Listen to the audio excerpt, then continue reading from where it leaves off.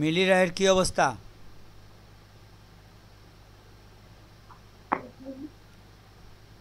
আদাব স্যার। হ্যাঁ আদাব, কি অবস্থা আপনার? এই তো ভালো স্যার। আপনি কেমন আছেন? এই তো আছি মোটামুটি। আমাদের উপস্থিতি আজকে কম, হয়তো ওরা আসতে একটু দেরি করবে, তো আমরা শুরু করি। আসুক সবাই, ক্লাস শুরু করে দেই, কি বলেন? জি অলরেডি তো স্যার। আমরা 15 মিনিট হয়ে গেছে। 15 মিনিট যথেষ্ট সময়। তো আমি ইমেলটা চেঞ্জ করে নিচ্ছি। আমার ইমেইলে আসলে অনেক ফাইল, এই জন্য আমি চাচ্ছি এই ইমেইল থেকে আমরা গুগল ডক্সে ঢুকবো।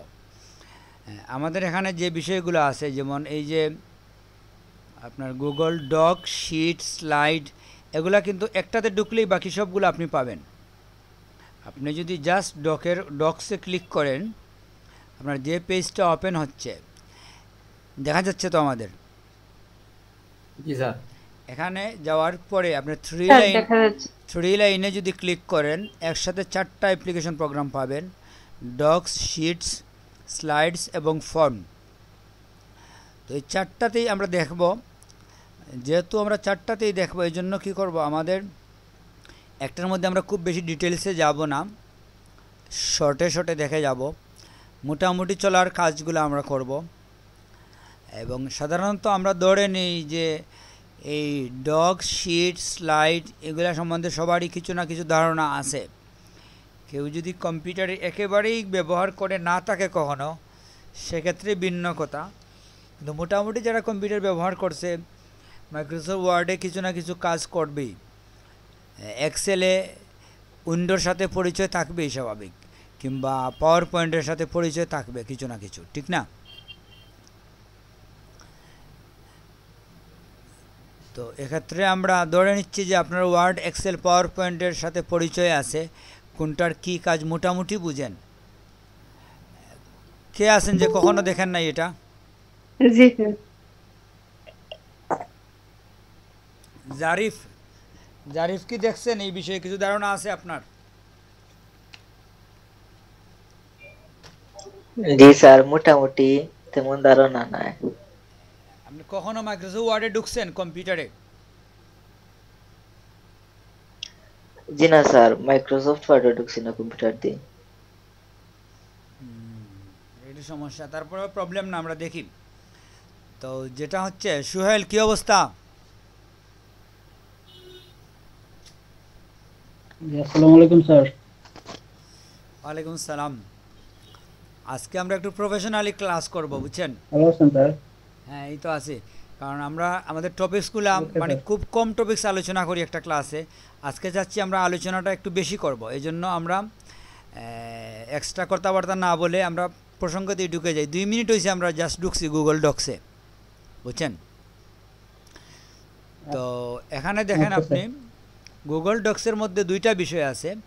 জেনারেলি যদি আপনি এখানে ঢুকেন, ব্ল্যাঙ্ক ডকুমেন্টেই আমরা ক্লাস করব, ব্ল্যাঙ্ক ডকুমেন্টের জি। মধ্যে।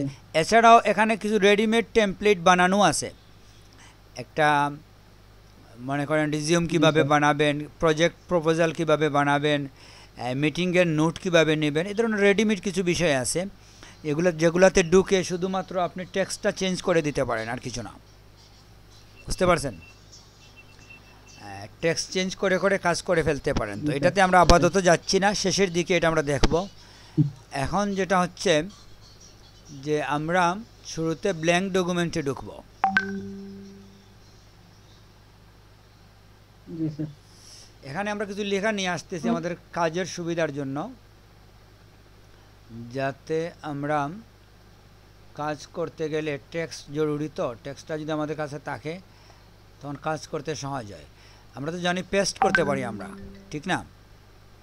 জি একই স্যার লেখাকে অবশ্যই। যতবার ইচ্ছে আমরা পেস্ট করতে পারি। পেস্টের মধ্যে 2টা পদ্ধতি আছে, এখানে দেখেন আছে, একটা হচ্ছে পেস্ট, জি। একটা হচ্ছে পেস্ট উইদাউট ফরম্যাটিং। 2টার মধ্যে পার্থক্য বুঝেন তো? খুব সিম্পল পার্থক্য। যদি আমরা আবার দেখি, যে এখানে দেখেন, ধরেন আপনি এই লেখাটাকে একটু ফরম্যাটিং করে নেই আমরা, কিংবা এই লেখাটাকে আমি আন্ডারলাইন ইটালিক দিয়ে দিলাম, একটা ফন্ট চেঞ্জ করে নিলাম। তো আমি যদি এই লেখাটা কপি করার পরে যখন এই জায়গায় আমি পেস্ট করব, এখানে পেস্ট করব, তো যদি আমি প্রথম পেজটা করি তাহলে এজ ইট ইজ এই ফরম্যাটটা চলে আসছে, ঠিক না? কিন্তু আমি ব্যাকে যাচ্ছি, যদি এটা পেস্ট করার সময় আমি বলি পেস্ট উইদাউট ফরম্যাটিং, তাহলে প্লেন টেক্সট চলে এসেছে, ঠিক না? দুইটার মধ্যে পার্থক্য বুঝছি তো আমরা। জি একটা হচ্ছে যে জি আপনি স্যার। যে লেখাটা কপি করে নিয়ে আসবেন ওইটা এজ ইট ইজ আসবে যদি আপনি জাস্ট পেস্ট করেন, আর যদি আপনি চান যে ফরম্যাটিংয়ের প্রয়োজন নাই, আমার প্লেন টেক্সট দরকার, তাহলে আপনি দিবেন কোনটা? Okay net without formatting. এটা এখানেও আছে, পেস্ট বুঝতে পারছি। আর paste without formatting, very simple বিষয়। তো যাই হোক, আমরা লেখাটা নিয়ে আসছি।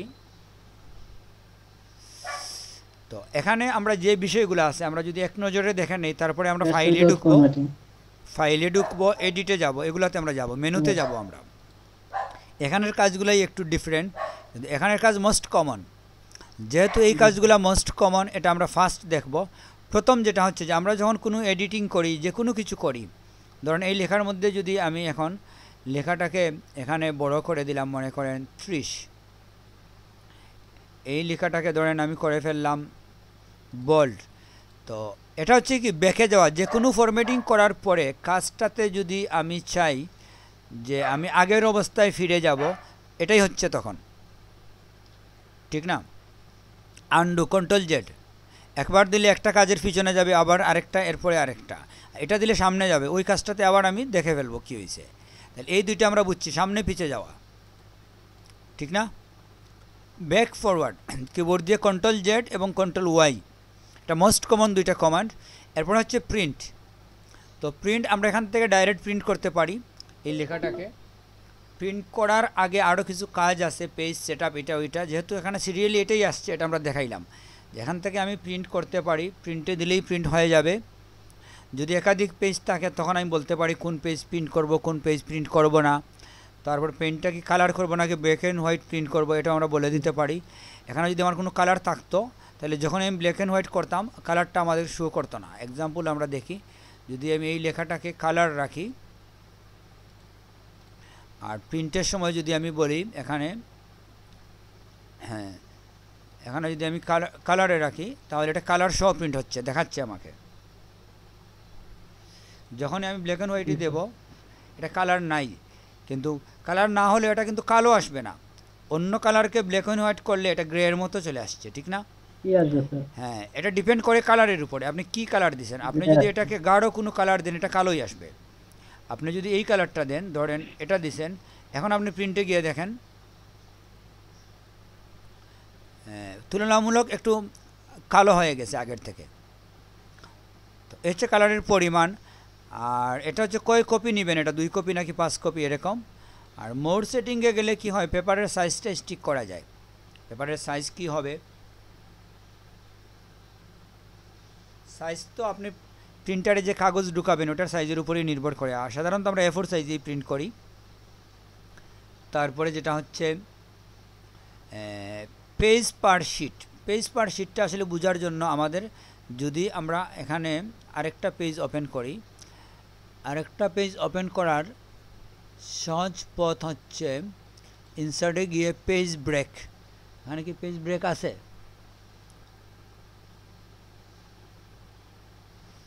পেজ ব্রেক তো নাই, ঠিক না? ব্রেক আছে স্যার। কোথায়? হ্যাঁ, ব্রেক, নিচে স্যার, লিংক হ্যাঁ পাইছি। দিছে। পেজ ব্রেক দিলে কি হয়, যেখানে আপনি কার্সর রাখবেন, যেখানে আপনি কার্সর রাখবেন এখান থেকে অন্য পেজে লেখাটা চলে যাবে, বুঝছেন? ওইটাই পেজে, এটাই পেজে। তো যদি আমাদের একাধিক পেজ থাকে তখনই যখন আমরা প্রিন্টে যাব তখন আমাদের দেখাবে যে একটা পেজ। এখন যদি আমি এখানে গিয়ে বলি per page, page per sheet 2 দিলে কি হবে, একই পেজের মধ্যে দুইটা চলে আসবে। এটা ছোটো হয়ে আসবে কিন্তু দুইটাই চলে আসবে, বুঝতে পারছেন? পেজেস পার শিট, হ্যাঁ, বুঝতে পারছি। হ্যাঁ, এটা পাশাপাশি হোক আর যেভাবে হোক আপনার ছোটো করে লেখা আসবে। আপনি যদি 4টা লিখে দেন, 4টা শিট নেবেন পার পেজ, তাহলে এখানে 4টা পেজ একসাথে প্রিন্ট হবে। 4 পেজ এক পেজের মধ্যেই চলে আসবে। এক পেজ মানে কি A4 সাইজের মধ্যেই চলে আসবে। এই হচ্ছে আমাদের এটার বিষয়। জি স্যার। আর ডিফল্ট মার্জিন মানে কি একটা মার্জিন দেওয়া আছে, এটাই নেবে। যদি আপনি চান যে আপনি কাস্টমে যাবেন তাহলে আপনি মার্জিন কি হবে বলে দিতে পারেন। এখানে দেখেন আপনি মার্জিন শো করানোর জন্য দেখাচ্ছে যে উপরের এই অংশটা কিন্তু আসবে না, নিচের এই অংশ আসবে না। মার্জিন কতটুকু দিবেন আপনি, না আসবে, সরি এটা মার্জিনের মধ্যে থাকবে, সরি এটা মার্জিনেই থাকবে। কতটুকু মার্জিন দিবেন আপনি ম্যানুয়ালি এভাবে সেট করতে পারেন, আবার লিখেও দিতে পারেন। পেজ সেটআপের জায়গায় আছে এক জায়গায়, ওইখানে লিখে দিতে পারেন। মানে এখানে হচ্ছে কি যে ইনস্ট্যান্ট আপনি মার্জিন দিবেন, আগে যদি মার্জিন নাও দেন প্রিন্ট করার সময় মার্জিন কি হবে আপনি ঠিক করতে পারেন। জি স্যার। হ্যাঁ, আর স্কেল কি, স্কেল হচ্ছে পেজটা আপনি কিভাবে দেখতেছেন, 100% জুমে নাকি ছোটো করে দেখবেন। পেজটা আপনাকে ছোটো করে দেখাবে। আপনি 50 লিখে দেন সরাসরি, দেখেন কি হয়। আচ্ছা, প্রিন্টও কি ছোট করে হবে নাকি? না, স্কেলটা আসলে ভার্চুয়ালি শুধু এখানে দেখার জন্য। আচ্ছা, এটা প্রিন্টে কোনো এফেক্ট ফেলে না? হ্যাঁ, প্রিন্টের মধ্যে এটার কোনো পার্থক্য হয় না। এক মিনিট, 100% স্কেল। এটা আসলে পিডিএফ এর মধ্যে এটার একটা এফেক্ট আছে। স্কেলের ব্যাপারটা আমরা পিডিএফ এ সবচেয়ে বেস্ট দেখি। পিডিএফ ফাইলে যদি আপনি যান তখন এটা একটু ভালোভাবে বুঝবেন। তো এটা হচ্ছে প্রিন্টারের সংক্ষেপে আমরা দেখলাম আগে। আসলে আমরা এখান থেকে তো প্রিন্টারের তো কাজ করি না, প্রিন্টের জন্য আমরা আলাদা ফাইল আছে, প্রিন্টারের নিজস্ব একটা সেটআপ থাকে, ওইটাতে আমরা দেখতে পারি। তবে স্কেলের ব্যাপারটা যদি আমরা একটু ক্লিয়ার হতে চাই, পিডিএফ ফাইলে গেলে সবচেয়ে বেস্ট হবে। আমরা একটা পিডিএফ ফাইল ওপেন করি।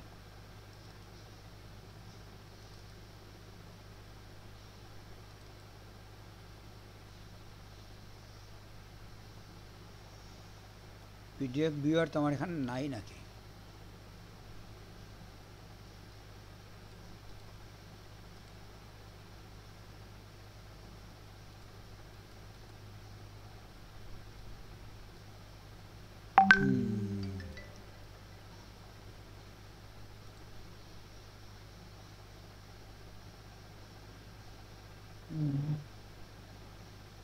এখানে স্কেল নাই, ঠিক না? পিডিএফ এর একটা ভিউয়ার আছে, এটা দেখি আমার এখানে আছে কিনা।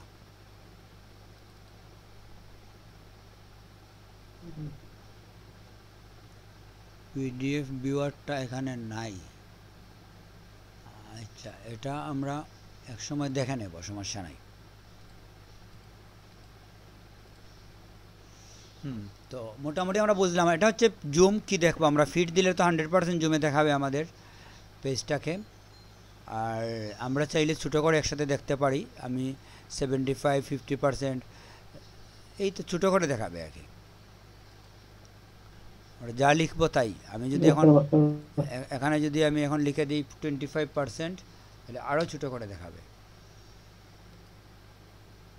50-50-এর নিচে মনে হয় যায় না। হ্যাঁ, এখানে লাস্ট 25, হাইয়েস্ট 200। এটা দেখার জন্য কত ছিল মনে হয়, যে রেগুলার ছিল 100। তাহলে এই হচ্ছে আমাদের মোটামুটি জুম। তারপরে তো নর্মাল টেক্সট, এখানে আমরা হেডিং আছে। হেডিং কি হয় যে আপনি যদি চান ম্যানুয়ালি কাজ না করে আমরা হেডিং নিয়ে আসি এখান থেকে একটা।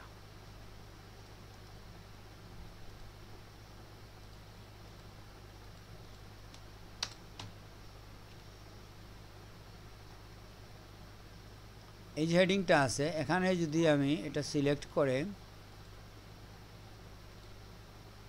রেডিমেড, এখানে কিছু সাইজ পাবেন আপনি,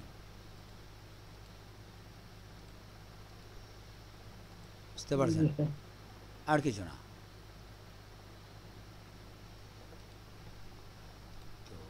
এরপরে হচ্ছে ফন্ট চেঞ্জ। এখান থেকে আমরা বিভিন্ন ফন্ট চেঞ্জ করতে পারি, যে ফন্টগুলো এখানে অ্যাভেলেবেল আছে। লিমিটেড কিছু ফন্ট, যে কোনো একটা ফন্ট আমরা দিয়ে দিতে পারি লেখার সাথে। তারপরে তো হচ্ছে সাইজ, লেখার সাইজ আমরা ঠিক করব এখান থেকে কি সাইজ হবে লিখেও দিতে পারি এখানে আমরা আবার আমরা চাইলে এই যে 100% দিছি 100 আপনি এখানে পাবেন না জেনারেলি এখানে 96 পর্যন্ত আছে আমরা 30 রাখলাম এরপরে যেটা হচ্ছে বোল্ড ইটালিক আন্ডারলাইন এগুলো তো আমরা বুঝি যে একটা লাইনকে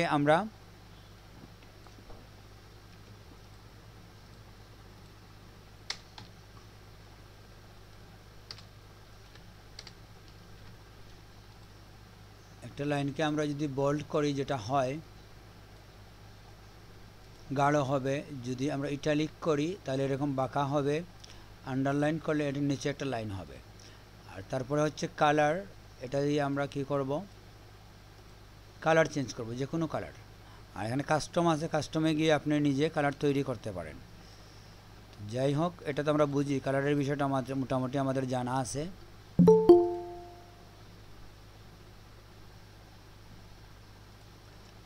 তারপরে হচ্ছে এখানে হাইলাইট মানে কি যে কোনো অংশকে আপনি একটা কালার নিলেন নিয়ে আপনি আগে সিলেক্ট করতে হবে হাইলাইট করা হাইলাইট মানে হচ্ছে পিছনের লেখাটার কালার না লেখার কালারের উপর প্রয়োগ হবে না এটা সাধারণত আমরা কালো রাখি কালার মানে মার্কিং করা যে এই অংশটাকে আমি মার্ক করব যে এটা আমার হাইলাইট করলাম যেমন এটা ভুল আছে কিংবা এটা চিহ্নিত করতে চাচ্ছি এই দুইটা ওয়ার্ডকে আমি তখন আমরা হাইলাইট করি হাইলাইট আমরা বুঝছি ঠিক না জি স্যার তারপরে হচ্ছে ইনসার্ট লিংক অবশ্যই ইনসার্ট লিংকে আমরা কি করি যেমন লরেম ইপসাম এটার সাথে আমি চাচ্ছি লরেম ইপসাম পেজটাকে লিংক করে দিতে তাহলে আমি কি করলাম প্রথমে ওই পেজের মধ্যে গেলাম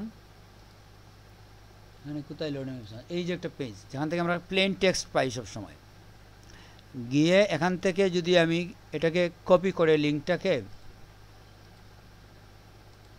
এখানে গিয়ে এই টেক্সটের উপরে এখানে আমরা ক্লিক করলাম করে যদি লিংকটা পেস্ট করে দেই অ্যাপ্লাই তাহলে যখন এখানে কেউ ক্লিক করবে তখন এই অ্যাড্রেসটা পাবে এটাই তো লিংক পেজ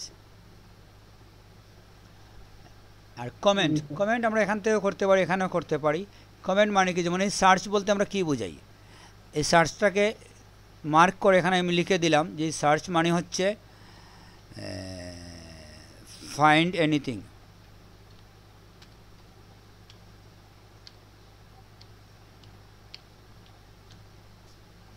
এইভাবে আমি একটা কমেন্ট দিয়ে রাখলাম আমাকে এখানে তখন কি হবে যখনই কেউ এটার মানে কি দেখতে চাইবে এখানে পাবে বুঝছেন জি স্যার এই হচ্ছে কমেন্ট এগুলো আসলে আমরা প্রয়োজন নাই এই ধরনের কমেন্ট আমরা রাখি না এরপরে হচ্ছে পিকচার ইনসার্ট পিকচার এখানে আমি কোনো পিকচার এড করব লেখার সাথে আমি ইনসার্টে গিয়ে কোথা থেকে নিব কম্পিউটার থেকে লিংক নিয়ে আসতে পারি পিকচারের ক্যামেরা থেকে ফটো থেকে ড্রাইভ থেকে কম্পিউটার থেকে আমি আপলোড করি একটা পিকচার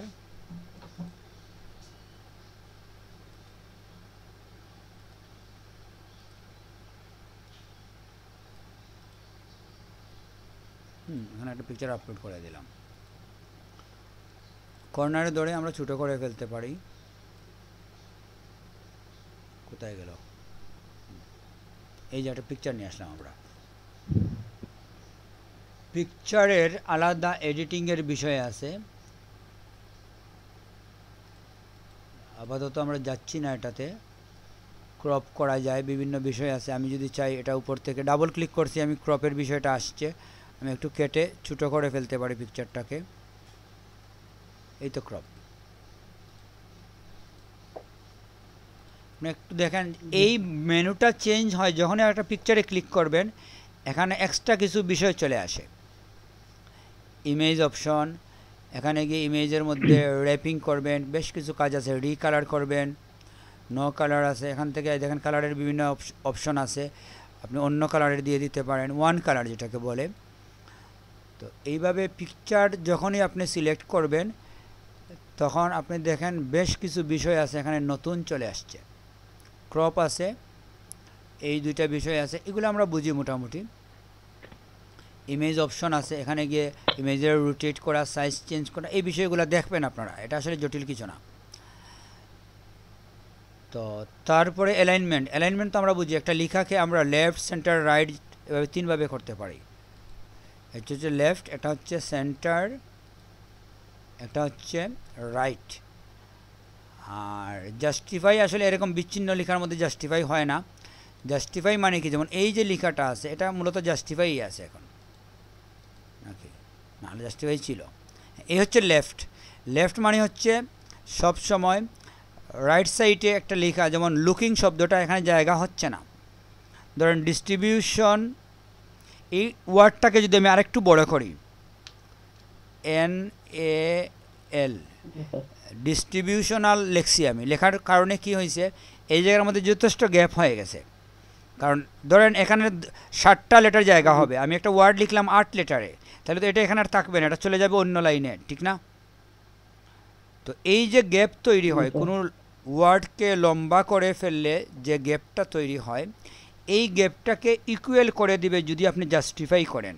ইকুয়াল কীভাবে করবে, ধরেন এখানে আছে 10টা ওয়ার্ড আছে কিংবা 20টা ওয়ার্ড আছে, যখনই আপনি জাস্টিফাই করবেন প্রত্যেকটা ওয়ার্ডের মধ্যখানে, ধরেন এই জায়গার মধ্যে আছে, ধরেন আপনি 2 ইঞ্চি জায়গা খালি, এই 2 ইঞ্চিকে যদি 20টা ওয়ার্ড থাকে, 20টা ওয়ার্ডের মধ্যে 20 ভাগে ভাগ করে প্রত্যেকটা ওয়ার্ডের পরে এই সমান জায়গাটা গ্যাপ দিয়ে দেবে, মানে ওয়ার্ড গ্যাপটা একটু বেড়ে যাবে যদি আপনি জাস্টিফাই এতে যান।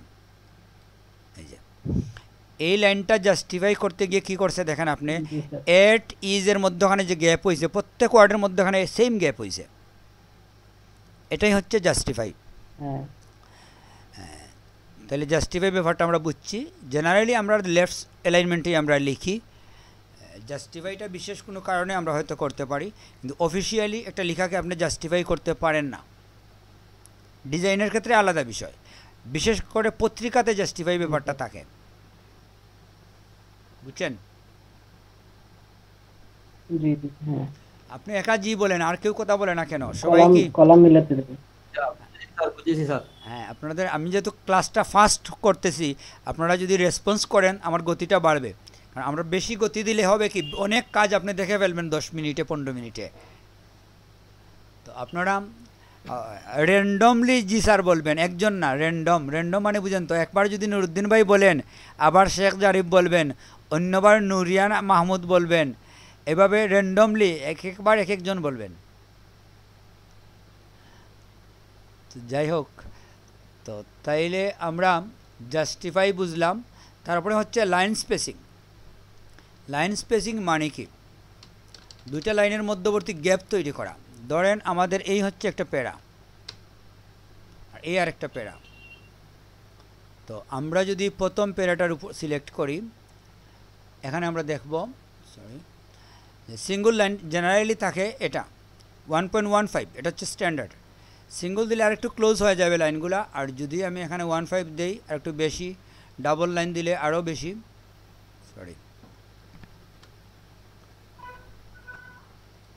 ডাবল লাইন দিলে আরও বেশি হবে। এই হচ্ছে লাইন স্পেসিংয়ের বিষয়।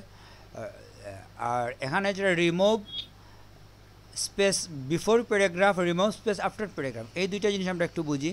এটা হচ্ছে এরকম, যখনই আপনি দেখে যাচ্ছি, এটা মানে আমাদের স্ট্যান্ডার্ড ছিল, এই ছিল আমাদের স্ট্যান্ডার্ড। যখনই আপনি একটা নতুন প্যারাগ্রাফ ব্যবহার করবেন,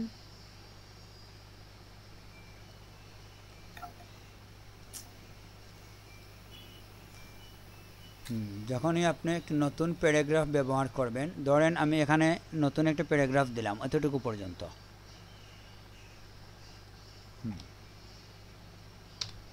যখন আমি এন্টার দিচ্ছি একটু বেশি গ্যাপ হয়ে যাচ্ছে, ঠিক না? লাইন গ্যাপ এবং প্যারাগ্রাফের মধ্যে একটা পার্থক্য আছে। তো আপনি যদি চান যে এই দুইটা প্যারার মধ্যে আপনি গ্যাপ রাখবেন না, তখন এই জায়গায় যাবেন যে এই যে আছে, এখানে remove space before paragraph, remove space after paragraph. এখানে দেখেন আপনি, আমি সিলেক্ট না করে এটার মধ্যে কার্সর রাখলাম, উপরটা হচ্ছে বিফোর, নিচটা হচ্ছে আফটার। তো আমি যদি চাই না উপরে আমার গ্যাপ থাকবে না, শুধু নিচে গ্যাপ থাকবে, তাহলে আমি কি করতে পারি, এখানে গিয়ে আমি দিলাম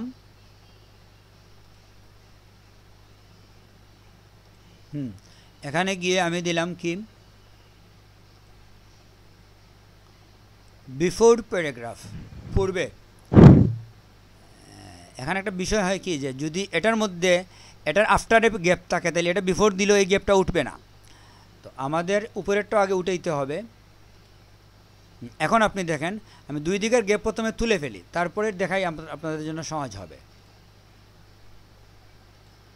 সব গ্যাপ আমি উঠিয়ে দিচ্ছি একবার, তারপরে আমরা বুঝব। এটা তো উঠে গেছে।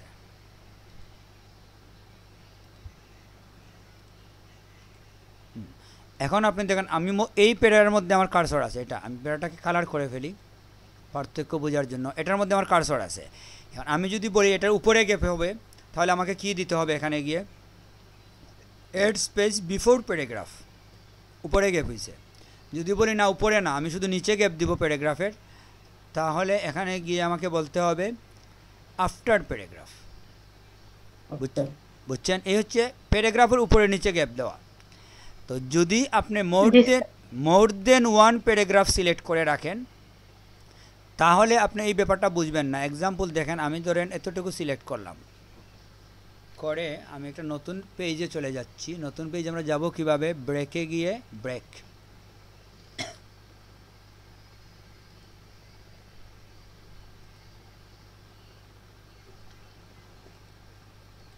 এই গ্যাপটা আমি উঠিয়ে ফেলি।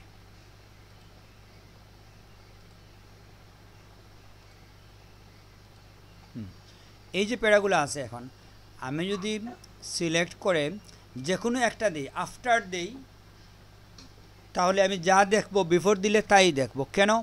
কারণ একাধিক ব্যক্তি যদি একটা লাইনে দাঁড়ায়, আমি বলি প্রত্যেকের পিছনে এক হাত গ্যাপ রাখেন, তাহলে প্রত্যেকের পিছনে এক হাত গ্যাপ রাখলে কী হবে, প্রথম জন বাদ দিয়ে বাকি সবার কিন্তু সামনে এক হাত গ্যাপ হয়ে যাবে, পিছনে না। যদি আমি বলছি সবার পিছনে গ্যাপ রাখেন, প্রথম জনের সামনে গ্যাপ থাকবে না, কিন্তু বাকি সবার সামনেও থাকবে, পিছনেও থাকবে। এটা তো লজিক্যাল, ঠিক না? তো এখানে আমি যদি বলি, এখানে মনে করেন উপরে কোনো গ্যাপ নাই, এই হচ্ছে আমাদের মার্জিন, এই হচ্ছে আমাদের মার্জিন, উপরে আমাদের কোনো গ্যাপ নাই। এখন আমি গিয়ে বললাম যে অ্যাড স্পেস আফটার প্যারাগ্রাফ, বিফোরই বলি আমি, ধরেন বিফোর, তাহলে কি হয়েছে, প্রত্যেক প্যারার উপরেও গ্যাপ হয়েছে, নিচেও গ্যাপ হয়েছে, কিন্তু প্রথমটা জায়গায় আছে আর বাকি সব ঠিক আছে। তো সাধারণত আমরা এভাবেই দিই, প্যারাগ্রাফের গ্যাপ এভাবেই আমরা দিই, আফটার দিয়ে। যদি এখানে আমি আফটার না দিয়ে বিফোর দিতাম, তাহলে কি হইতো দেখেন, আফটার,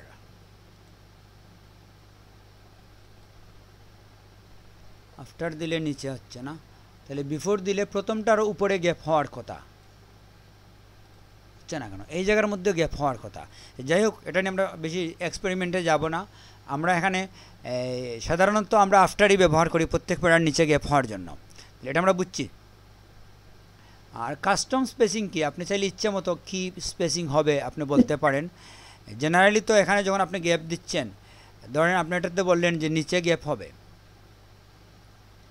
এখানে বললেন আপনি নিচে গ্যাপ হবে, এই গ্যাপটা হয়েছে, কিন্তু আপনি চাচ্ছেন এর চেয়ে বেশি গ্যাপ দেবেন কিংবা এর চেয়ে কম দেবেন, তখনই আপনি কি করবেন, যাবেন কাস্টম স্পেসিংয়ে, গিয়ে দেখেন আফটার দিলে মানে জেনারেলি 10 পয়েন্ট হয়, এটা কি বলে পয়েন্ট, আমি 20 পয়েন্ট যদি দিয়ে দিই, তাহলে গ্যাপটা বাড়তেছে, একটু বেশি হয়ে গেছে গ্যাপ, ঠিক না? তো সব প্যারাই যদি আমি সিলেক্ট করে একসাথে বলে দিই, এটা যে আমার সব প্যারার মধ্যেই গ্যাপ কত হবে, এখানে আমি লিখে দিতে যাচ্ছি যে এখানে 12 আছে, আমি দিলাম হয়তো 24, তাহলে প্রত্যেকটার পরেই 24 গ্যাপ হবে, এটাই আর কিছু না। একসাথে হয়ে গেল, ইন্টার দিয়ে দিয়ে আপনি গ্যাপ করবেন প্রত্যেক প্যারার মধ্যে, এটা সময় নষ্ট হবে। এটা সুবিধা কি, যে এই গ্যাপটা আপনি দিয়েছেন, একজনে আপনাকে বললো যে না এই গ্যাপটা কমান একটু, আপনি জিজ্ঞেস করতেন কতটুকু কমাবো, যা আছে এর অর্ধেক করবো নাকি 1/3 করবো, একটা আইডিয়া নিলেন, নিয়ে আপনি এখানে বলে দিলেন যে এখানে গ্যাপ আছে আপাতত 24, আপনি কি চান 12 করতে নাকি 15 করতে, আপনি বলে দিলেন যে 24 মানে হচ্ছে এই, এখন আপনি কত চান, বুঝতে পারছেন?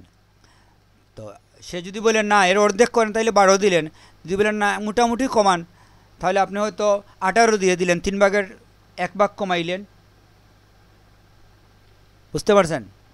এভাবে আপনি লিখে দিতে পারেন। ওইখানেও আফটার বিফোর দুইটাই আছে। এটা হচ্ছে আপনার প্যারার গ্যাপ। সেম লাইন গ্যাপ যদি আপনি এখান থেকে দেন, জেনারেলি লাইন গ্যাপ কি হয় দেখেন, এখন ডাবলের পরে আর নাই, কিন্তু আপনাকে যদি বলা হয় এর চেয়েতেও বেশি গ্যাপ দিতে হবে আপনাকে, তখন আপনি কি করবেন? সেম ওইখানে যাবেন কাস্টম স্পেসিং গিয়ে, এখানে ডাবল মানে হচ্ছে 2, আপনি 4 দিয়ে দেন, 4 হয়ে যাচ্ছে। তো এই গ্যাপটা যারা জানে না এভাবে দেওয়া, ওরা কী করে এন্টার দিয়ে দিয়ে গ্যাপ দেয়। এবার এন্টার দিয়ে দিয়ে আপনি গ্যাপ দিলেন, তো এন্টার দিলে একটা নির্দিষ্ট পরিমাণের গ্যাপ হয়, এর থেকে কমাইতেও পারবেন না বাড়াইতেও পারবেন না, এটার যন্ত্রণা, ঠিক না? তো এই ঝামেলা থেকে বাঁচার জন্যই মূলত আমরা কি করি, অটোমেটিকলি গ্যাপে আমরা যাই। বুঝতে পারছেন? এই এরকম না করে আমি চাচ্ছি এন্টার দিয়ে গ্যাপ না দিয়ে আমরা ওখান থেকে দিয়ে দিলাম, তাহলে স্পেসিং মনে হয় আমাদের কাছে ক্লিয়ার, কোনো সমস্যা নাই। আর স্পেসিং নিয়ে কোনো প্রশ্ন আছে? জি স্যার। কি প্রশ্ন বলেন?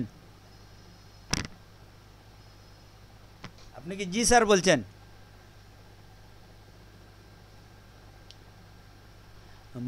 স্যার আমি আর একটু আগে বলছি, আপনি যদি চোখ বন্ধ করে আপনি যখন বলছিলেন বুঝতে পারছেন কিনা তখন বলছি। আচ্ছা ঠিক আছে, আপনার আস্তে আস্তে আমি আরেকটা প্রশ্ন করে ফেলছি, ঠিক না?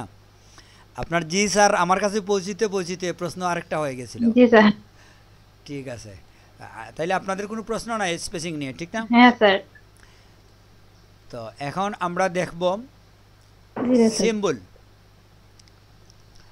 নাম্বারিং। নাম্বারিংটা কি হয়, জেনারেলি আমরা দেখি এখানে একটা কাজ করে কিনা, যখন আপনি 1 লিখে একটা ফুল স্টপ দিয়ে স্পেস দেবেন, স্বয়ংক্রিয়ভাবে একটা নাম্বার হয়ে যাবে। এই নাম্বারটা দেখেন আগের জায়গায় থাকে না, আপনি চাচ্ছেন নাম্বারিং করতে, বুঝছেন? নাম্বারিং কয়েকভাবে করা যায়, একটা হচ্ছে 1 লিখে আপনি একটা ফুল স্টপ দিয়ে স্পেস দিলেন, দিয়ে কিছু লিখেন, এন্টার চাপলেই 2 আসবে, 3 আসবে, 4 আসবে, আসতেই থাকবে, 2বার এন্টার দেন এটা চলে যাবে। আপনি যদি 1 ফুল স্টপ দিয়ে না লিখে 1 লিখে একটা ব্যাগেটও দেন, সমস্যা নাই, ব্যাগেট দিয়ে একটা স্পেস দেন, আবার আপনি লিখেন 1 2 3, ব্যাগেট সহ আসতেছে, ঠিক না?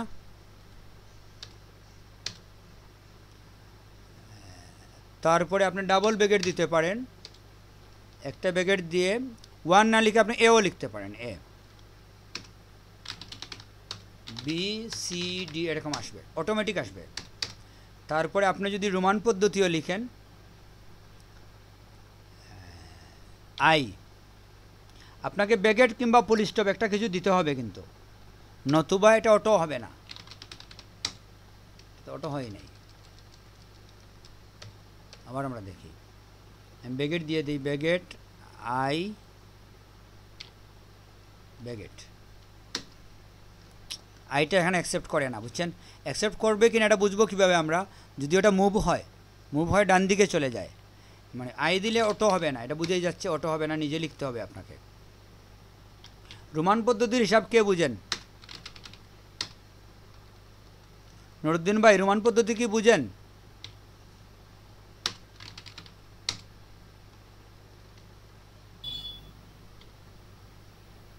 সময়গুলি করছি স্যার, এখন বুঝে গেছেন? এখন মনে ভুলে গেছি, এখন তার এগুলো দ্বারা কাছে নাই। সোহাল বুঝেন রোমান পদ্ধতির হিসাবটা? আমি বুঝি স্যার মোটামুটি, 10 পর্যন্ত সবাই বুঝেন মনে হাত হয়। চালানোর মতো। এটা কিন্তু ইংলিশ স্যার আপনার বলেন। জি স্যার 100 পর্যন্ত পারবো আমি। এগুলো একসময় করছি। আচ্ছা আপনাদের আমি একটু দেখাই, এটা 2-3 মিনিট লাগবে। রোমান পদ্ধতি তো আই, আপনি একটা সংখ্যা লিখেন, আমি বলি। হ্যাঁ বলেন। না আমি বলবো, দেখেন আপনি স্যার এটা আমি বলি, এটা কি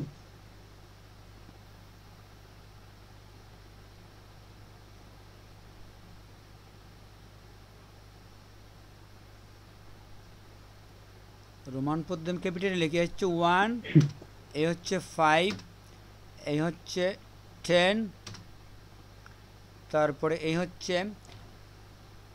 50, ডাবল এক্স এ 100। বুঝি নাই।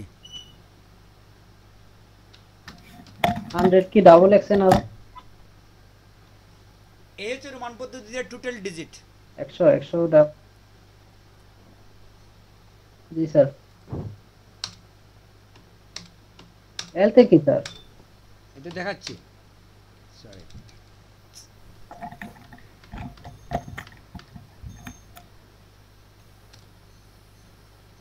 1 5 10 এল তে কি?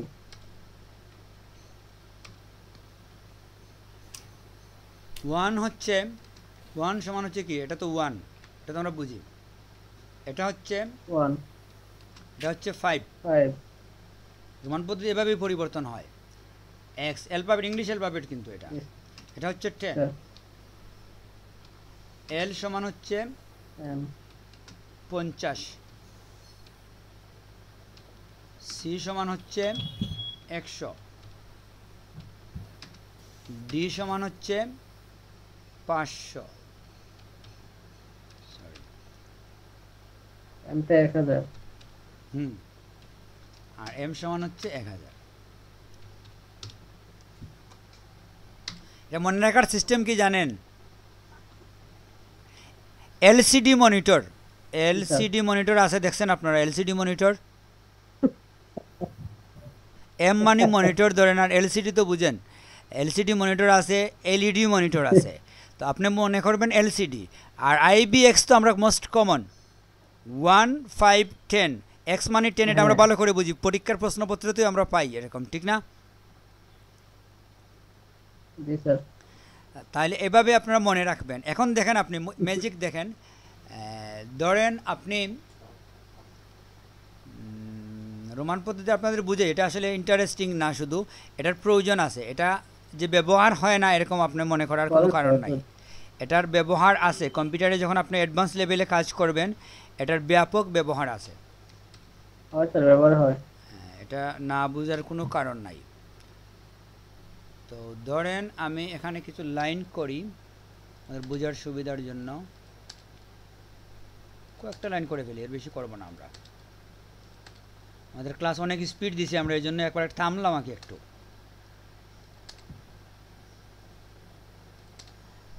তো এটা বাদ দেই। তো আমরা তো এখানে নাম্বারিং যদি করতে চাই, এখানে নাম্বারিং আছে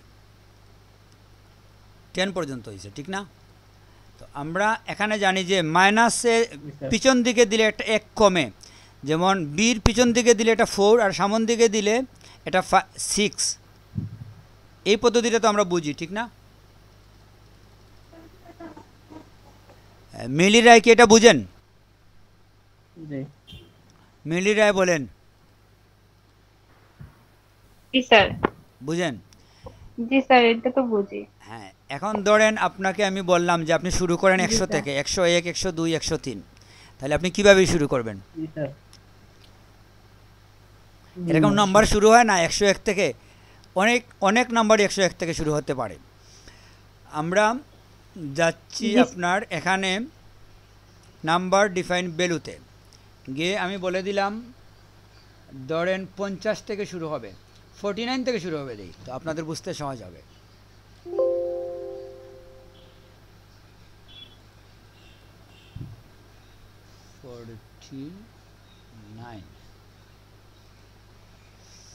এখন আপনি ব্যাখ্যা করেন এখানে 49 কিভাবে শুরু হইল? এল মানে 50, এটা আমরা জানি, ঠিক না? আমি এটা ক্যাপিটালে নিয়ে যাই, এটা স্মল লেটারে আসছে, তো এই ক্যাপিটাল লেটার। কি ব্যাপার, ক্যাপিটাল লেটার? আমি বলবো স্যার। ও আচ্ছা, শুরু থেকে হয় নাই এটা, ঠিক আছে, এটা ইয়ে থেকে হয় নাই।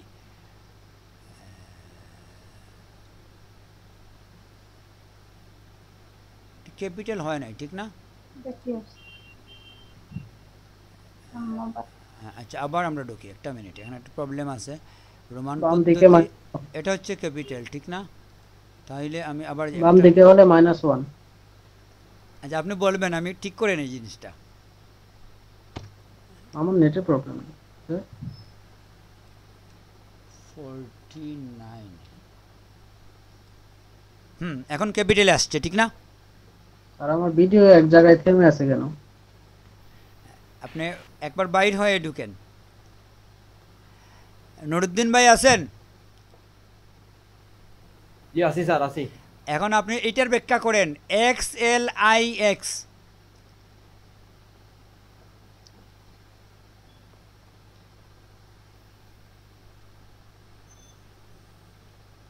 বলতে পারবো না। হ্যাঁ, একটু মাথাকে খাটান।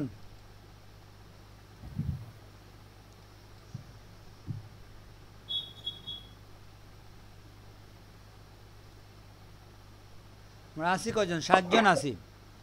এটা 49 স্যার। কিভাবে হয়েছে 49? ব্যাখ্যা করবেন। 49 তো আমরা জানি, উপরে ক্লু আছে দেখেন আপনি। এল দিয়ে তো কোন এটা তো 50 নম্বর, এটা হচ্ছে 50 নম্বর, এটা তো ঠিকই আছে, এটা 50। এল মানে 50, এটা আমরা আগেই বলছি, তো উপরেই লেখা আছে। তো 49 লিখতে গিয়ে কি করছে দেখেন, আমরা বলি এখানে দেখেন, আমরা বলি এল মানে হচ্ছে 50, এল মানে হচ্ছে 50, ঠিক না? যদি বামে আমরা এক্স দেই তাহলে এটা হয়ে যায় 40। জি 40 হয়ে গেল না? জি স্যার। প্রথমে সে 40 করে নিছে, এটাকে নেওয়ার পরে ডান দিকে দিলে অ্যাড হয়। আবার কি বলছে, এই যে 9 লেখার জন্য কি লিখছে? 9 লেখার নিয়ম কি আমাদের? 9 লেখার নিয়ম হচ্ছে এক্স মানে প্রথমে দিবে 1, আই দিবে কি আই, এটা তো ক্যাপিটাল আই, আর এক্স যদি দেন এটা হচ্ছে 9, এটা হচ্ছে 9। বুঝেছি স্যার। আর এল আই মানে হচ্ছে কত? এল আই মানে হচ্ছে 51, এল আই আই মানে হচ্ছে 52, এল ট্রিপল আই এইভাবে আর কি। এটা যেভাবে লিখছে যে এল এর পরে সে 4 লিখতে গিয়ে কখনো তো আমরা 3টা আই লিখি না, ঠিক না? আমরা 4 লিখতে গিয়ে কি আমরা কখনো এভাবে লিখি 4 সমান হচ্ছে রোমান পদ্ধতিতে 4টা আই, এভাবে তো আমরা লিখি না। 4 আমরা কিভাবে লিখি? এইভাবে না স্যার, আইভি। হ্যাঁ, এটাই তো 4। তাহলে 9 আমরা কিভাবে জি লিখি? স্যার। 9 কিভাবে লিখি? আইএক্স। I x. তাহলে তো সে তাকে 40 এবং 9 লিখতে হবে। আইএক্স। হ্যাঁ ঠিক আছে। এখন 40 লেখার জন্য কি করছে, এল যদি 50 হয় তাহলে তো বামে এক্স দিলে এটা 40 হয়ে গেল, আর 9 আমাদের স্টাবলিশটি আছে, এটা হচ্ছে 9, তো ওইটা পরে এখানে বসিয়ে দিছে। বুঝতে পারছেন? জি স্যার। স্যার এভাবে এক্সেল স্যার হ্যাঁ, যে 40 40 মানে হচ্ছে এক্সেল।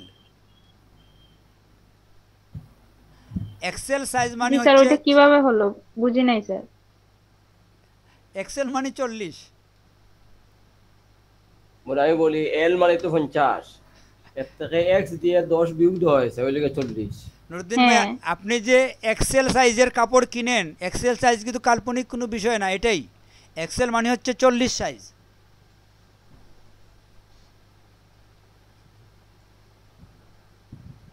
জি স্যার। আপনি যে কাউকে বিসিএস পরীক্ষাতে আটকে ফেলতে পারেন এক্সেল সাইজ বলতে। এক্সেল কেন এখানে লিখলো? এক্সেলের মিনিং কি? এম এর মিনিং আমরা জানি মিডিয়াম, এস মানে স্মল, এল মানে লার্জ, কিন্তু এক্স লার্জ কেন? এটা আসলে এক্সট্রা লার্জ বলে, কিন্তু আপনি 40ও বলতে পারেন এটাকে, বুঝছেন? তো যাই হোক, এটা কোড এবং এটা গুরুত্বপূর্ণ, বুঝছেন? আপনাদের আর একবার আমি দেখাইতে পারি। এটা আসলে এক্সট্রা লার্জ বোঝায়, বুঝছেন? এক্সট্রা এখানে আসলে 40 না। Double XL. আমরা আরেকবার যাই, এখানে দেখেন, আমরা বলি যে 99, দেখেন কি হয় ম্যাজিকটা, একবার দেখেন। সি মানে কি? এলসিডি মনে রাখবেন, এলসিডি মনিটরটা মনে রাখবেন আপনারা। 100। হ্যাঁ, তো এখানে দেখেন 99টা কিভাবে লিখছে, 99 কিভাবে লিখছে দেখছেন? একই পদ্ধতি। সি মানে হচ্ছে 100, ডানে এক্স দিয়ে দিছে, হয়েছে কত? 90। এরপরে 9 লিখবো কিভাবে আমরা? I x. তাহলে এক্স সি আই এক্স মানে হচ্ছে কত? 99।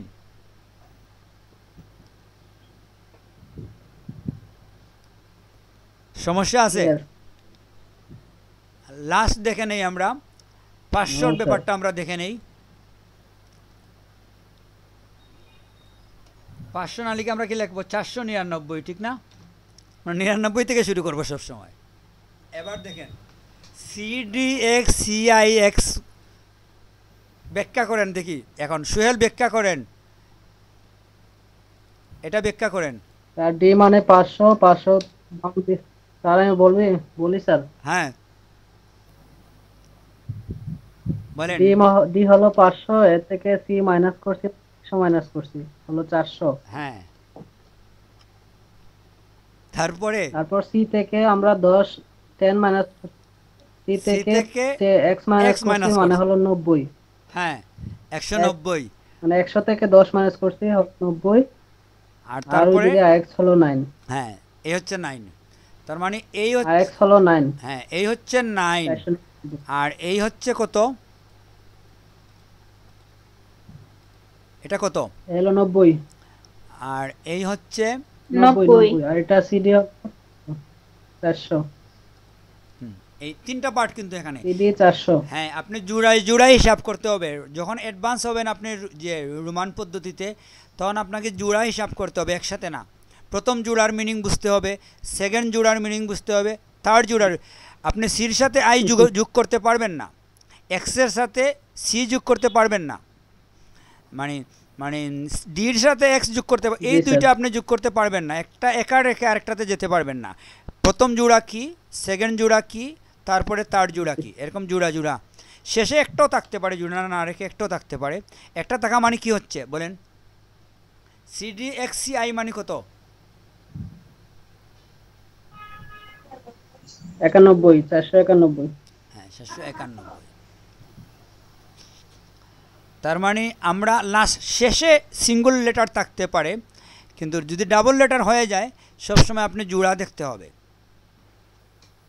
এটা কিন্তু ইন্টারেস্টিং বুঝছেন যে কাউকে আপনি কেউ যদি এসে বলে সে ম্যাথের উস্তাদ তাকে আপনি আটকিয়ে দিতে পারেন এটা দিয়ে ঠিক না জি স্যার এটা কিন্তু খুব এটা বোঝার জন্য এটা কি রকেট সায়েন্স এটা কঠিন কোনো বিষয় খুব কঠিন কোনো বিষয় না আপনারা একটু স্টাডি করবেন এই জোড়াটা আপনি মনে রাখবেন যে জোড়া দিয়েই শুরু করতে হয় যদি একাধিক লেটার হয় তাহলেই আপনি বুঝে ফেলবেন এটা তো সিম্পল 508 জি স্যার 508 না এটা আর ওই এলসিডি মনে রাখবেন ম্যাথ আসলে হচ্ছে কি কিছু টেকনিক ওই টেকনিকটা যদি আপনি মাথায় রাখেন খুব সহজে আমি কিন্তু এলসিডি মনিটর লিখেই আপনাকে এটা দিছি নতুবা আমার মাথায় থাকতো না এটা তো আমরা প্রতিদিন ব্যবহার করি না যদি আমার এলসিডি মনিটর সিস্টেমে আমি না নিতাম যেমন ময়মনসিং মাই ম্যান সিং আমার মানুষ গান গায় এই যেটা সিস্টেম আছে এভাবে যদি আপনি কিছু বানানকে মেনটেন করেন তখন দেখবেন কখনো আপনি ভুলবেন না এটার কি বলেন নুরুদ্দিন ভাই জি স্যার আপনার কি মাথায় কোনো সমস্যা হয়েছে নাকি ধরতে পারছেন সমস্যা হচ্ছে না স্যার আমি তো আর একটা ক্লাসে এখন যোগ দিতে হচ্ছে হ্যাঁ আপনার 10টা বেজে গেছে সমস্যা না রেকর্ড পাবেন আপনি চলে যান জি আচ্ছা স্যার থ্যাংক ইউ স্যার সবাইকে ধন্যবাদ হ্যাঁ ঠিক আছে তো যাই হোক নুরুদ্দিন ভাই যাওয়ার আগে আমরা একটা ম্যাথমেটিক্স দেখিয়ে দিছি ডকুমেন্টস থেকে বসে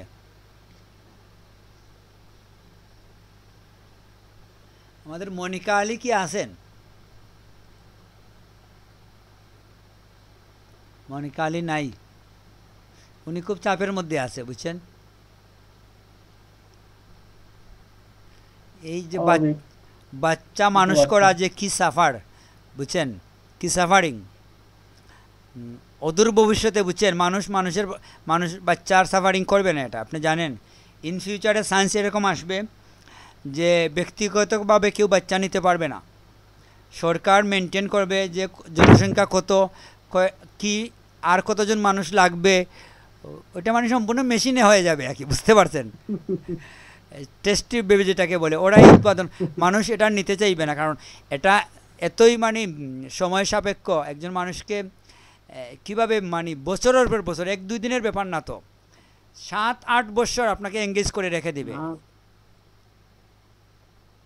ঠিক না 1-2 বছর কোনো ব্যাপার না বছরের পর বছর আপনাকে এঙ্গেজ করে রেখে দিবে এটা মানুষ চাইবে না এখনো এই মুহূর্তেও জাপান যান ফার্স্ট ওয়ার্ল্ডে যান ওরা কিন্তু যে নিতে চায় না বাচ্চা নিতে চায় না, সরকার ঘোষণা দেয় আপনি যদি একটা বাচ্চা নেন আপনাকে এত কোটি টাকা পুরস্কার দেওয়া হবে, এরপরেও বলে দরকার নাই, টাকার দরকার নাই, বাদ দেন। বুঝছেন, ওদের জনসংখ্যা কমে যাচ্ছে, ফার্স্ট ওয়ার্ল্ডের অনেক দেশের জনসংখ্যা বিপজ্জনকভাবে কমে যাচ্ছে। ওরা বিভিন্ন ফ্যাসিলিটি দিচ্ছে, যদি বিয়ে করেন তাহলে বাড়ি গিফট করা হবে, বিয়ে করলে এত টাকা ইনটেক দেওয়া হবে, এরকম বিভিন্ন ধরনের অপরচুনিটি দিচ্ছে সরকার। তারপরেও মানুষ চাচ্ছে না এইসব কাজে যেতে।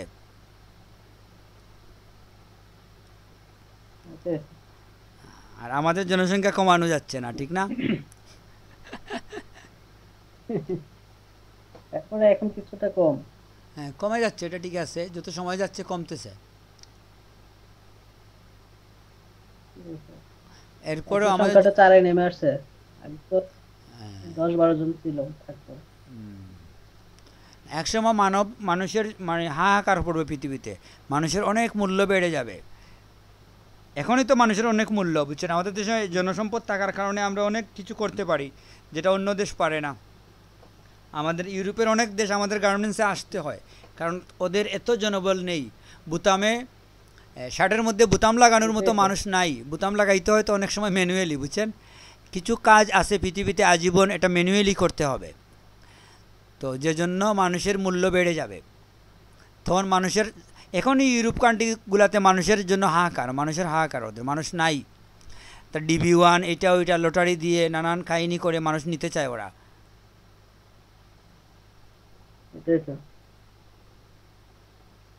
এখন তো মানুষকে সম্পদ বলে, মানব সম্পদ। তো যাই হোক, আমাদের সাবজেক্টে চলে যাই। আমাদের এটা আজকে শেষই করতে হবে আমাদের। তাইলে আমরা শেষ পর্যায়েই ছিলাম, আমরা নাম্বারিং করার বিষয়টা বুঝছি, ঠিক না? এরপর হচ্ছে সিম্বল, বুলেট যেটাকে বলে, সিম্বল দেওয়ার জন্য হয় কি, এখান থেকে আমরা দিলাম, সিম্বল হয়ে গেল। স্যার, বলেন। নাম্বারের ক্ষেত্রে যদি আমি মাল্টিপল চয়েস কোয়েশ্চেন যে 1 দিয়ে ABCD ফর্ম করা, ওইগুলা কিভাবে করব? এটা অটোমেটিকলি হয়ে যায়, বুঝছেন, আপনি দেখেন, করতে হয় না কিছু।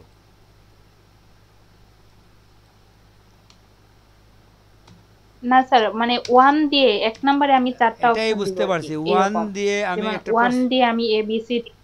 1 দিয়ে আপনি একটা প্রশ্ন লিখলেন। জি স্যার। আপনার প্রশ্ন বুঝছি, আনসারটা আপনি দেখেন। জি স্যার, ওইটাই বলতেছি। আপনার আনসার দেখেন আপনি। আচ্ছা স্যার। এটা হচ্ছে প্রশ্ন। ওইখানে গিয়ে আপনি লিখলেন এ, স্মল লেটারে লিখি আমরা এ। কি ব্যাপার, এর মধ্যে আপনি দিলেন এটা, অটোমেটিকলি হচ্ছে, কিন্তু আমি কিছুই করতেছি না। এটা হচ্ছে বি, বির মধ্যে দিলাম এটা, এটা হচ্ছে সি, এটা হচ্ছে ডি। যখন এটা শেষ আমি এন্টার দিব 2 বার, দিয়ে লিখব 2, ফুল স্টপ দেব, দিয়ে আমার প্রশ্নটা আবার লিখব।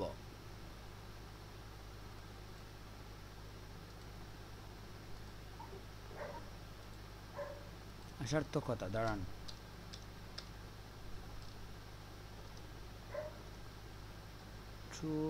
ফুল স্টপ, সামনে চলে যায় কেন বিশেষ? আমরা দেখি 1 মিনিট।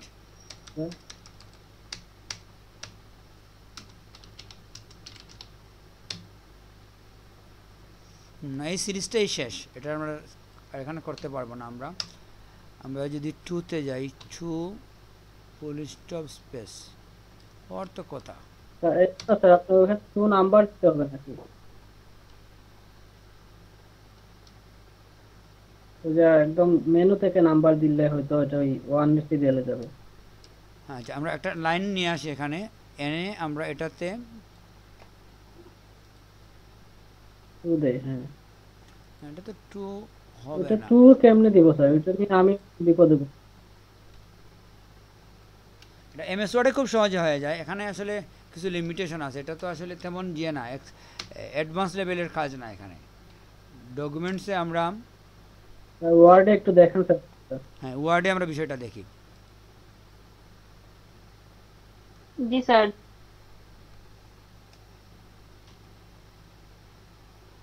1 2 কেটে আমরা এখানে লিখলাম এ, বি, সি, ডি, দুইটা এন্টার দিলাম, 2 ফুল স্টপ। স্যার এন্ট্রি দিয়ে করছি। এ, বি, সি, ডি, দুইটা এন্টার দিবেন, 3 ফুল স্টপ দিবেন, অটোমেটিকলি হয়ে যাবে, কিছুই করতে হয় না। কাটবেন, কেটে আপনি আবার এ লিখলেন, দেখতেছেন? ওয়ার্ডেই লিখবেন আপনি, ঠিক না? স্বয়ংক্রিয়ভাবে হবে, এটা নিয়ে আপনার টেনশনের কিছুই নাই। গ্যাপ দিতে চান গ্যাপ দেন, কোনো অসুবিধা নাই।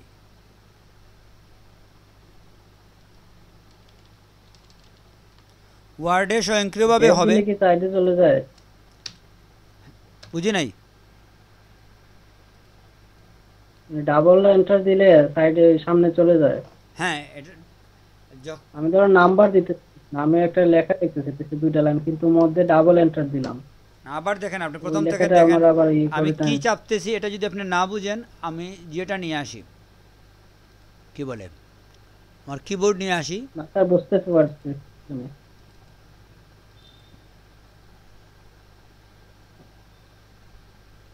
ওয়ার্ডে যদিও স্বয়ংক্রিয়ভাবে হয়, আপনি ম্যানুয়ালিও করতে পারেন।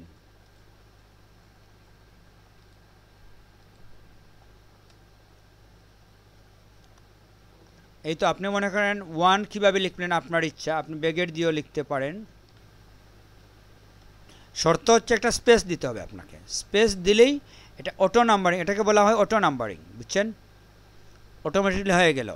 আপনার প্রশ্নটা আপনি দিলেন এখানে, এটা হচ্ছে আপনার প্রশ্ন, যখন এন্টার দিলেন 2 হয়ে গেছে। তো এখন আপনি কি করবেন, ব্যাক স্পেস দিয়ে এটা কাটবেন, ব্যাক স্পেস দিয়ে কেটে এখন আপনি মনে করেন স্মল লেটার এ লিখলেন, লিখে একটা ব্র্যাকেট দিলেন, আপনার ইচ্ছা কী দিবেন।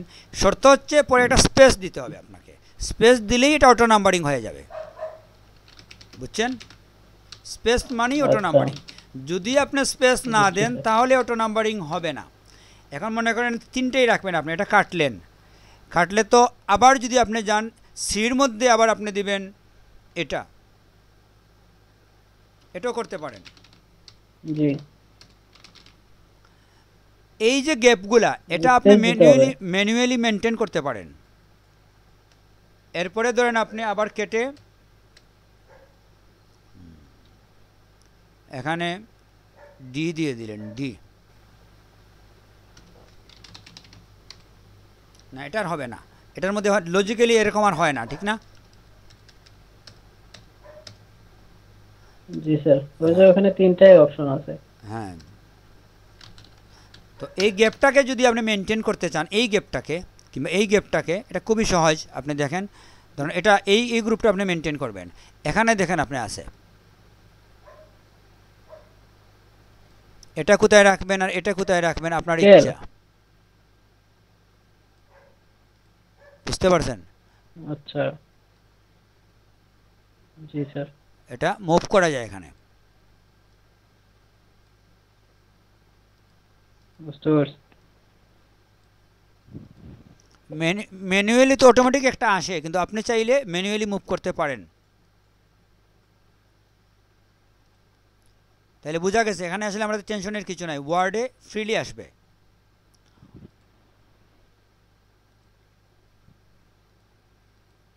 তো আমরা ডকুমেন্টে ছিলাম, এখানে তো লিমিটেড এডিটিং, বুঝছেন? এখানে আসলে অ্যাডভান্স লেভেলের এডিটিং হয় না, কারণ ভেরি বেসিক এডিটিংগুলো হয়। তারপর এটা আমরা পারছি করতে, ঠিক না? এটা কি অটো হয়েছে?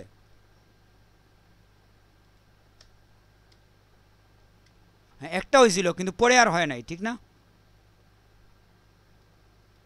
জি স্যার, একটা হওয়ার পরে আর হয় নাই। তো পরে যদি না হয় তাহলে আমরা কি করতে পারি দেখেন, এটাকে যদি আমরা কপি করে নেই তাহলে কি হতে পারে দেখেন একটু।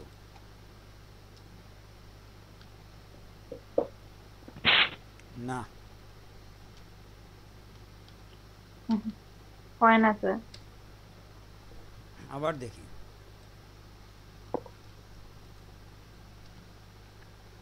হয়েছে হয়েছে, হবে না কেন? হয়েছে তো।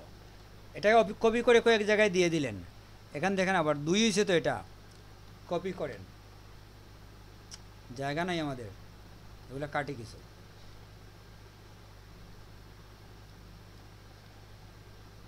পেস্ট করেন 3, পেস্ট করেন 4, ঠিকই আছে, হচ্ছে।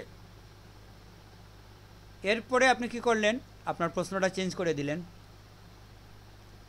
কি বলেন? প্রশ্ন তো চেঞ্জ করে দিতে পারেন। স্যার এরকম ভাবে হবে। হ্যাঁ, একটা করলেন, এরপরে ফরম্যাটটা রেডি করে দিলেন, প্রত্যেক জায়গায় গিয়ে প্রশ্ন চেঞ্জ করে দিলেন।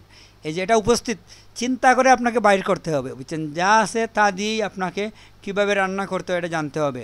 বাসায় কিছু নেই বলে বসে থাকলে হবে না। কি বলেন সুহেল? জি স্যার, অবশ্যই। এটা আমি অনেক সময় বলি, বুঝছেন, যে কিছুই নাই রান্নার জন্য, এটা আপনি বলতে পারবেন না। এটা হচ্ছে আপনার মানে, না স্যার, পেটে হ্যাঁ, আপনার যদি ওইভাবে মেধা থাকে, আপনি মনিকা আলীকে জিজ্ঞেস করেন উনি এভাবে পারে কি না, তাকে কিছু নেই বলে বসে থাকে। যা আছে তা দিয়েই মেনটেন করার নাম হচ্ছে আপনার মেধা। আর আপনি যদি বলেন জি স্যার, আমরা পারবো।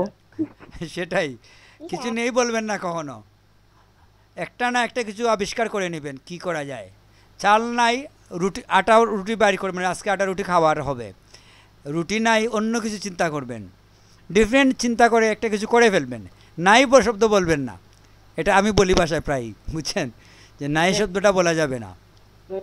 সেম এখানে মানে হচ্ছে না এটা বলতে পারবেন না আপনি, ওই যে একভাবে হয় নাই, আমরা আরেকভাবে করে নিছি। মিলি রায় বলছিল নাই, তার মানে উনি এবার এটা বলেন প্রায় বাসায়, চিনি নাই, চা বানাবো কীভাবে? গুড় দিয়ে বানান। গুড় নাই, মিষ্টি আছে কিনা দেখেন। না না স্যার, না থাকলে আরো ভালো খাওয়া হয়। সেটাই, অন্য কোনো একভাবে করবেন আপনি, তো এটা নাই বলবেন না, এটা আসলে খুব বাজে জিনিস, নাই বলাটা ঠিক না, বুঝছেন সুহেল? আপনি এটা অ্যাপ্লাই করিয়েন ভবিষ্যতে। অবশ্যই স্যার। থিওরিটা আপনাকে বলে দিলাম, থিওরি জানা থাকলে অ্যাপ্লাই করা যায় বিভিন্নভাবে। তো যাই হোক, তাহলে আমার অভিজ্ঞতা, হ্যাঁ, অফিসে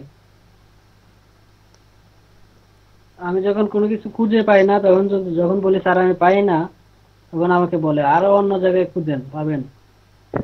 সেটাই, নাই বলা ঠিক না। নাই বলবেন না। নাই বলা মানে আপনারা ডিসক্রেডিট, বুঝছেন? আপনি নাই বলবেন না, আরেকজনে বলবে যে এটা কেন করছেন, ও আচ্ছা, তো ওইটা মনে হয় ছিল না এই জন্য, কিন্তু আপনি নাই বলে বসে থাকবেন না।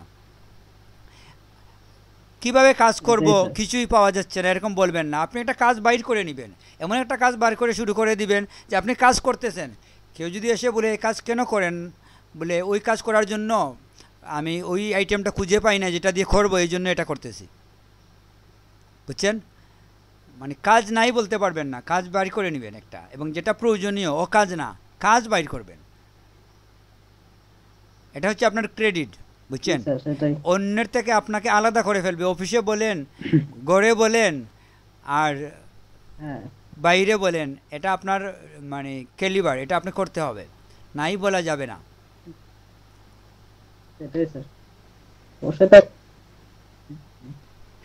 এটা তো নুরুদ্দিন ভাই শুনলে একটা লেকচার দিয়ে দিত, নুরুদ্দিন ভাই নাই, এই জন্য নাই, এর উপরে আমরা কিছু শুনতে পারলাম না।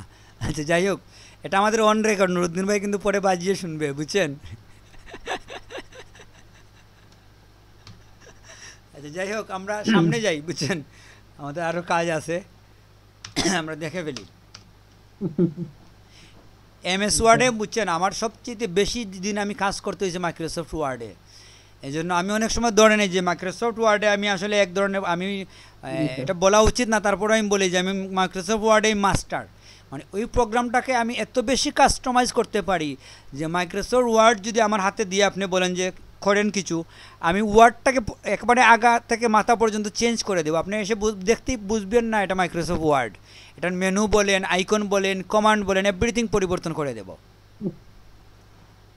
মানে একেবারেই আমার মতো করে ফেলতে পারি পুরো প্রোগ্রামটাকে চেঞ্জ করে। আপনি Ctrl+S দিবেন, দেখবেন সেভ হচ্ছে না, অন্য কিছু হচ্ছে। কমান্ড চেঞ্জ করে ফেলা যায় ওয়ার্ডে, এটা জানেন? শুধু কমান্ড না, মেনুগুলো চেঞ্জ করে ফেলা যায়। এই যে এখানে আছে, এখানে কি কি থাকবে এটা আপনি ঠিক করতে পারেন, এই জায়গার মধ্যে কি থাকবে। হ্যাঁ, এবং এটার কি কমান্ড হবে, এটার কি কমান্ড হবে আপনার মতো করে নিতে পারেন আপনি। এটা আমি পাচ্ছি স্যার।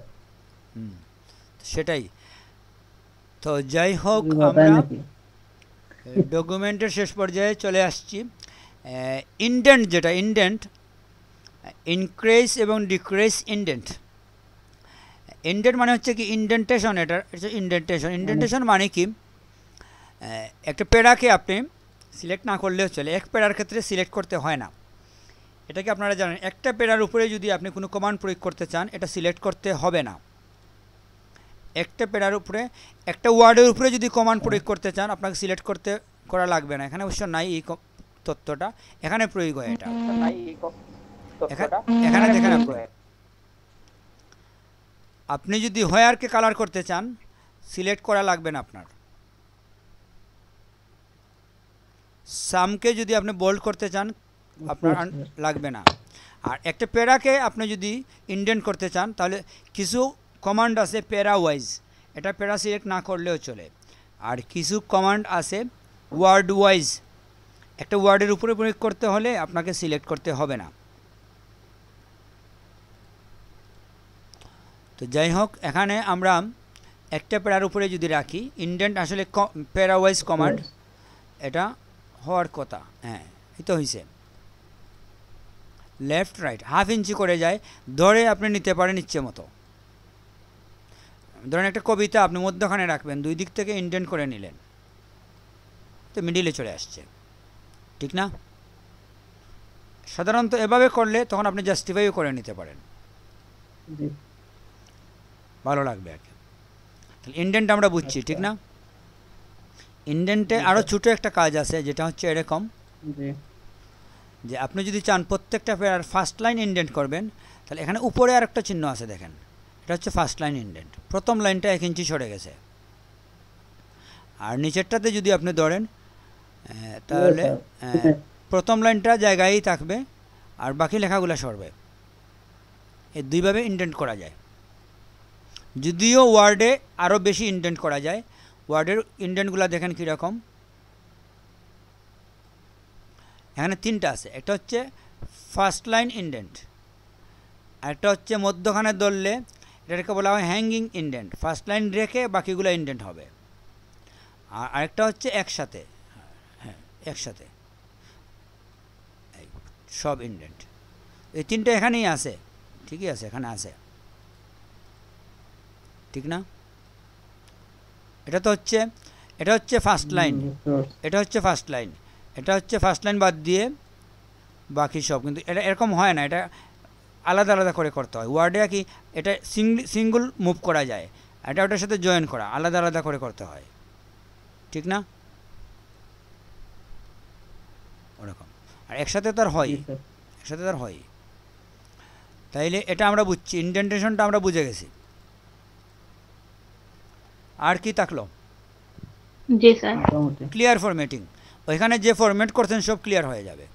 প্লেন টেক্সট, তারপরে কি এডিটিং মোড। এডিটিং মোড আবার কি?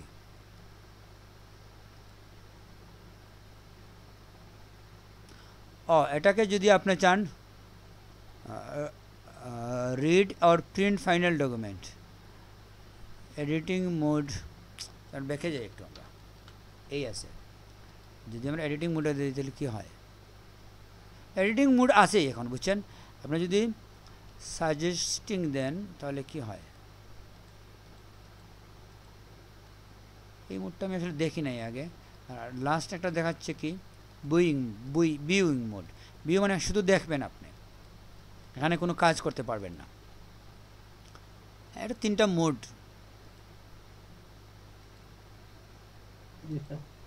সাজেস্টিং মোডে গেলে হয়তো আপনি সাজেস্ট করতে পারবেন কিছু।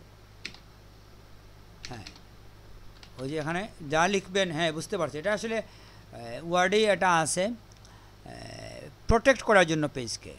আপনি যদি সাজেস্ট মোডে সেভ করে রাখেন, সাজেস্ট মোডে, তাহলে এটাকে এই পেজে কেউ কিছু করতে পারবে না। যদি সে চায় যে এখানে 1011 থাকবে না, অন্য কিছু লিখবে, দেখেন আপনি যেটা কাটতে চান এটা কাটবে না, এরকম থাকবে, থেকে আপনি যা লিখবেন তা আসবে, ওইটা পাশে থাকবে, বুঝছেন? যে বুঝাবে যে এটা কেটে আপনি এটা লিখছেন। সাজেস্ট মোড আর কি এটা, যে ধরেন আপনি এখানে মেনির জায়গায় লিখবেন অল, তো আপনি কী করলেন, মেনিকে আপনি কাটতে গেলেন, ডিলিটে দিলেন, এটা কিন্তু কাটবে না, এভাবেই হবে। আমি ডিলিট চাপছি কিন্তু এখন এখানে আপনি লিখলাম অল, মেনি না অল হবে, এই আর কি। এই সাজেস্ট মোড, মেনির জায়গায় আপনি সাজেস্ট করছেন অল, এই সাজেস্ট মোড। আর যদি আপনি লাস্টে দেন বিইং মোড, তাহলে তো কিছুই করতে পারবে না, এখানে শুধু দেখতে পারবে। এই মোডে যদি আপনি সেভ করে একজনকে পাঠিয়ে দেন, সে শুধু পেজটাকে দেখবে, এখানে কিছুই ডিলিটে দেয়, ডিলিট হবে না। কিছু লিখতে চায় লিখতে পারবে না, এখানে কার্সরই আসবে না, বুঝছেন, এটা কার্সে আসবে না। তাহলে এই তিনটা মুড আছে আমরা দেখলাম, ঠিক আছে। এডিটিং মুডটা হচ্ছে নর্মাল, আমরা যেটা রাখি। এডিটিং মুড মানে কি, এখানে আমি লিখতে পারি কিছু, এই মুডটাই থাকে সবসময়। সাজেস্ট মুড কিছু লিখলে ওইটা আলাদা করে লেখা হবে, আর বিইং মুড কিছুই করতে পারবেন না। তাহলে আমার মনে হয় টপ টু বটম মেনুটা আমরা দেখে ফেলছি, এবং আমাদের টাইম প্রায় শেষ। ডকুমেন্ট আমাদের একটা ক্লাসের শেষ। আগামী ক্লাসে আমরা দেখব শিট, এটা সরি এখানে শিট, আর লাস্ট ক্লাসে আমরা দেখব স্লাইড এবং ফর্ম, দুটোই আমরা একসাথে দেখে ফেলব। আজকে হচ্ছে আমাদের 11 নম্বর ক্লাস নাকি? 12 নম্বর ক্লাসে আমরা শিট দেখব। আর আমাদের একটা ক্লাস আসলে আমরা করি নাই, একদিন আমি যে চলে গেছিলাম বাইরে, এই জন্য 13 নম্বর ক্লাসে আমরা দেখব স্লাইড এবং ফর্ম দেখে, তারপরে আরেকটা ক্লাস করব, এন্ডিং ক্লাস, যেটা ধরেন আমরা ঠান্ডা এবং কেক নিয়ে আসবো, সবাই খাবো, খেয়ে আমরা সমাপনী ছবি টবি তুলে শেষ করে দেব ক্লাস। আমরা মনিকা আলী বাসা থেকে কিছু তৈরি করে নিয়ে আসবেন, সব কিছু মিলে সবাই মিলে খেয়ে দিয়ে ক্লাস শেষ করে দেব। স্যার একটু এক্সেলে একটু দেখাতে হবে আমারে। আচ্ছা ঠিক আছে, কোনো সমস্যা নেই স্যার। আর হ্যাঁ, আর পরবর্তীতে হয় কি, একটা আমাদের মিনিট লাগবে। সেকেন্ড পার্টটা আমরা এখন শুরু করব না, বুঝছেন, এটা আমরা পরে চিন্তা ভাবনা করব।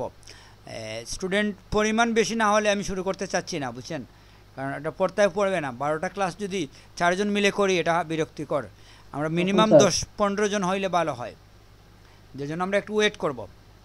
আর এক্সেল আপনাকে আমি একদিন দেখিয়ে দেবো, সমস্যা না। এক্সেলে তো আমরা একটা ক্লাস করি, তারপরে দেখেন আপনার কি বাকি থাকে। একটা ক্লাস করে যদি দেখা যায় আপনার কভার হয়ে গেছে, যা চাচ্ছেন আপনি তা পেয়ে গেছেন, তাইলে তো আর সমস্যা নাই।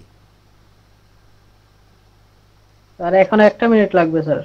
আচ্ছা, এই মুহূর্তে বলেন কি?